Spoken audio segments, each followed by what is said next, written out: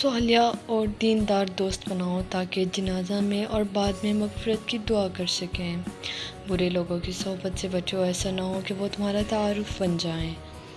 ضروری نہیں کہ کسی کی آہ یا بددعا پیچھا کر رہی ہو، بعض دفعہ کسی کا صبر بھی زندگی برباد کر سکتا ہے۔ حسد کا کوئی فائدہ نہیں، بلندیاں خدا کی ذات دیتی ہے۔ ہر شخص کے بس میں نہیں کہ وہ کسی کا مان اور غرور بن سکے۔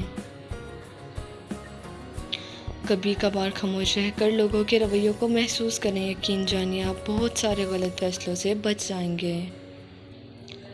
اگر حق کہنے کی استطاعت نہیں رکھتے تو باطل کے لیے تالیاں مت بجاؤ۔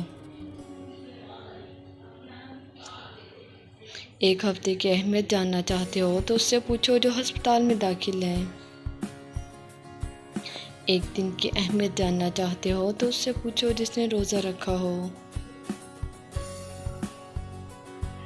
ایک منٹ کی اہمیت جاننا چاہتے ہو تو اس سے پوچھو جس کی ٹرین چھوٹ گئی ہو۔ ایک سیکنڈ کی اہمیت جاننا چاہتے ہو تو اس سے پوچھو جو کسی حادثے سے بچ گیا۔ جہاں آپ کا ہونا اور نہ ہونا برابر ہو، وہاں آپ کا نہ ہونا ہی بہتر ہے۔ سورۃ یوسف مثال ہے کہ کچھ چیزیں لمحوں میں نہیں دی جاتی، اکثر صدیوں میں تمہارے حصے میں لکھی جاتی ہیں۔